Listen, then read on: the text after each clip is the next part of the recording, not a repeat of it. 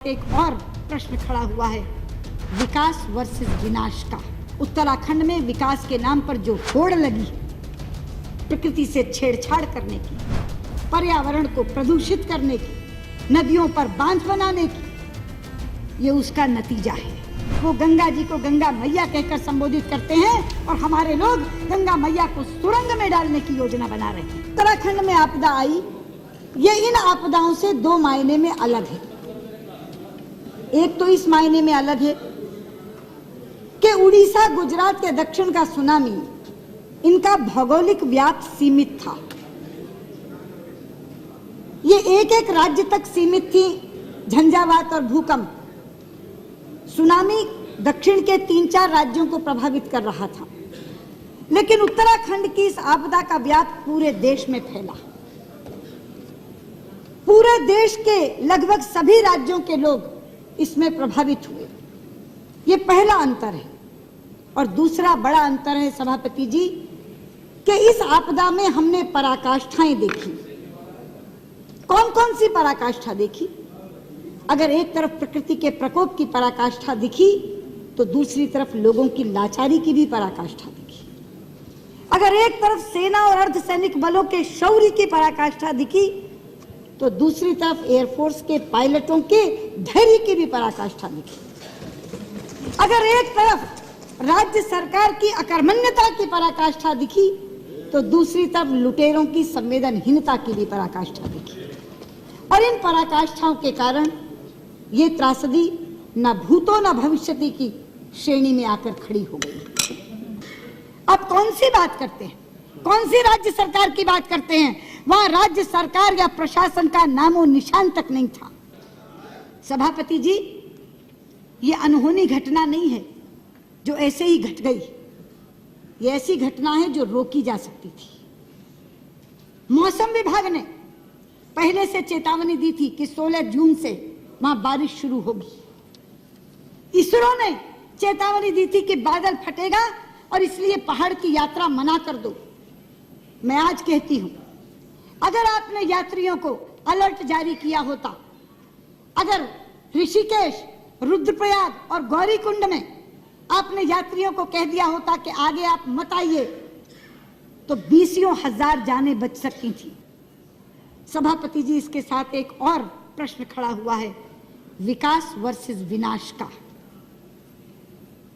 उत्तराखंड में विकास के नाम पर जो होड़ लगी है, प्रकृति से छेड़छाड़ करने की, पर्यावरण को प्रदूषित करने की, नदियों पर बांध बनाने की, ये उसका नतीजा है। हम किसके लिए विकास कर रहे हैं? हम अरबों खरबों रुपया खर्च करके विकास करते जाते हैं। प्रकृति एक दिन क्रोधित होती है और ऐसी विनाश लीला करती है कि सब कुछ तबाह कर जाती है। कब आंखें खुलेंगी हमारी? क्या इस त्रासदी के बाद भी नहीं? क्या इस आपदा के बाद भी नहीं? वहां एक धारी देवी का मंदिर है। उत्तराखंड की रक्षक कहा जाता है उनको। उत्तराखंड की रक्षक देवी धारी देवी। उन धारी देवी के ऊपर भी एक विद्युत परियोजना चल रही है, जिसमें धारी देवी को जलमग्न करने की योजना थी। हमारी पार्टी की नेत्री उमा भारती एड़ी चोटी का जोर लगा रही थी उस धारी देवी को बचाने के लिए। एक एक के घर जाती थी। आडवाणी जी के नेतृत्व में प्रतिनिधिमंडल लेकर के, मुझे साथ लेकर के प्रधानमंत्री जी के पास गई थी। पर्यावरण मंत्री से सैकड़ों बार मिली थी। हमें प्रधानमंत्री जी ने आश्वस्त किया, हमें पर्यावरण मंत्री ने आश्वस्त किया, किसी भी कीमत पे धारी देवी वहां से हटाई नहीं जाएंगी। धारी देवी की मूर्ति अलग है, मगर धारी देवी वो शिला है जिस शिला को बचाने के लिए हम कह रहे थे। लेकिन सभापति जी, आप जानते हैं, ये मात्र संयोग नहीं है। मैं सदन के लोगों को बताना चाहती हूँ, उधर 16 जून को धारी देवी जलमग्न हुई। उसी दिन धारी देवी जलमग्न हुई और इधर केदारनाथ में जल प्रलय आया, जो ऐसा जल प्रलय आया जो हजारों जिंदगियों को लील गया, जो एक विनाश की लीला करता हुआ चला गया। हमारे शास्त्रों में एक श्लोक है, अपूज्याम यत्र पूज्यन्ते पूज्यानां तु व्यतिक्रमा त्रीणि तत्र भविष्यन्ति दुर्भिक्षम मरणम भयम। जहां अपूज्य लोगों की पूजा होती है मगर पूज्यों का तिरस्कार होता है, वहां तीन चीजें घटती हैं। अकाल, मौत और भय। ये वहां की पूज्या उत्तराखंड की रक्षक देवी धारी देवी का तिरस्कार हुआ और तीनों चीजें आ गई। लोग भुखमरी से भी मर रहे हैं, मौत का भी तांडव हो रहा है और भय भी वहां व्याप्त है। इसलिए मैं कहना चाहती हूं, ये जो विकास वर्सेस विनाश का प्रश्न है, ये आज मुंह बाए खड़ा है। वहां गंगा जी के ऊपर कितने बांध बन रहे हैं आप जानते हैं। योजना आयोग की चतुर्वेदी समिति ने गंगा, भागीरथी और अलकनंदा पर 70 बांधों की स्वीकृति दी है। 70 बांधों की। आज रेवती रमन जी यहां बैठे नहीं हैं, 2-2 बार चर्चा कराई है इस सदन में उन्होंने। हम सब सांसदों को साथ लेकर प्रधानमंत्री जी के पास जाते हैं। सभापति जी, गंगा हमारे लिए साधारण नदी नहीं है, गंगा हमारे लिए मां है। पता नहीं आप उस दिन थे सेंट्रल हॉल में कि नहीं, मुझे आश्चर्य मिश्रित हर्ष हुआ था, इतना हर्षित हुआ था मन।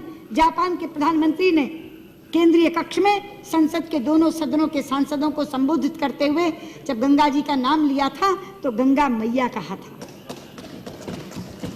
वो लोग हमारी भावना की कद्र करते हैं, वो हमारी आस्था की कद्र करते हैं। वो गंगा जी को गंगा मैया कहकर संबोधित करते हैं और हमारे लोग गंगा मैया को सुरंग में डालने की योजना बना रहे हैं।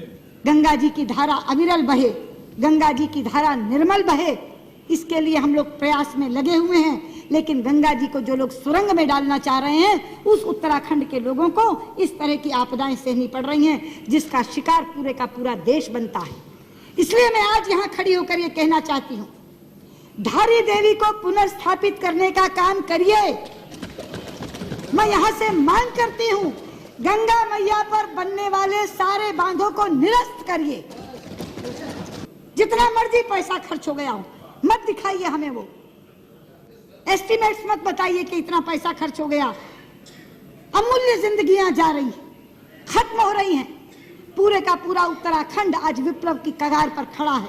मैं चाहूंगी कि इस चर्चा को अगर सार्थक आपने बनाना है तो इन तमाम चीजों को दर्ज करिए और इसकी पुनरावृत्ति ना हो।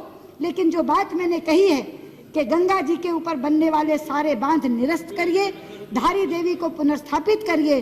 और मैं धारी देवी के सामने प्रार्थना करते हुए कि मैया, ऐसी आपदा कभी उत्तराखंड में क्या पूरे देश में कहीं किसी को ना झेलनी पड़े, ये निवेदन करते हुए मैं अपनी बात समाप्त करती हूँ। आप धारी देवी को पुनर्स्थापित कर दीजिए।